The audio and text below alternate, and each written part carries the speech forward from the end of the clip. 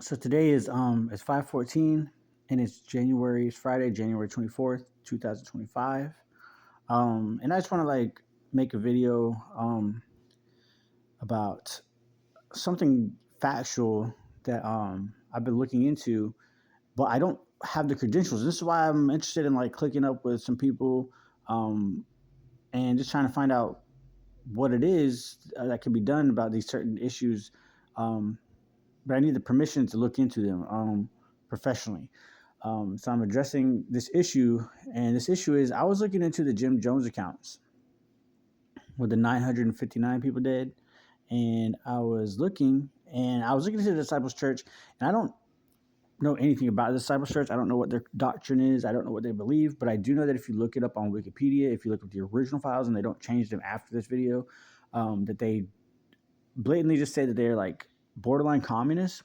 And I don't understand how that works. It might be beneficial for the church, so I'm giving the church a benefit of a doubt because sometimes churches need to reach to the communist people and they need to abide in their rules, and it's really hard. That would be difficult to do. So I'm not saying they're doing a bad job, but as far as they need to be careful how they run their transmitting utilities, I think that is something of an issue, and I think that might be why these 959 people ended up dead.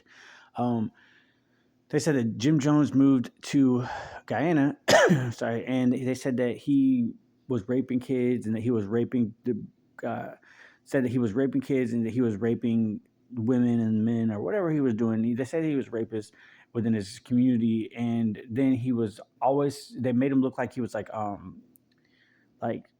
borderline psycho, like it was the end of the world. And I just want to say for the record, I don't think that he did any of that. I don't think. Now, if he did, that's fair. And I'm not covering for a dude that's like a rapist or a killer or some shit like that. What I'm saying is I don't think that he was a rapist. Just like Martin Luther King was accused of being a rapist, I don't think he was a rapist. I think there's a program, just like Michael Aquino. I don't think that he was a rapist, but Michael Aquino was a captain of the army and he knew how to use this program that we're in. Well, we're not in it, but I believe I am in it, and it's psychotronics through satellite, but it's on a utility that Michael Aquino, I think, went to Wesselsburg and fixed this problem for a little bit, and then somebody rearranged it. I think he was a very intelligent man. What you would see is satanic. It wasn't satanic, it was psyops, and it kept it out of the eyes of the church because government keeps things out of the eyes of the church, especially whenever is anyways. But back to it. What I want to address is, did the Disciples Church, when it moved, because Jim Jones maybe wasn't a part of it, but did Jim Jones move to Guyana and separate himself from the Disciples Church on a different utility that was possibly being ran through psychotronics because he was scared to death? He's like, it was the end of the world.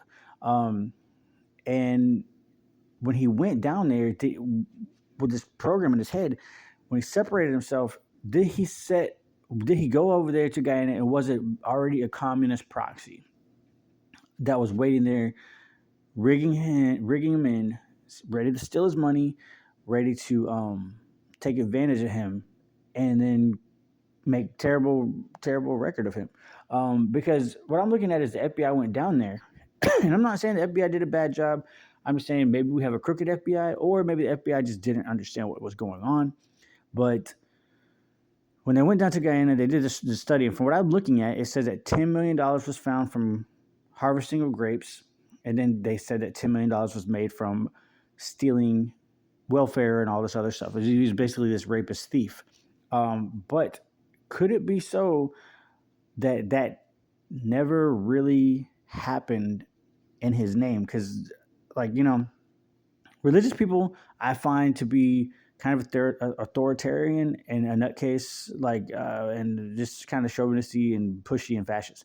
Now, which he had all those qualities, but he had a scared factor, and it was very bizarre.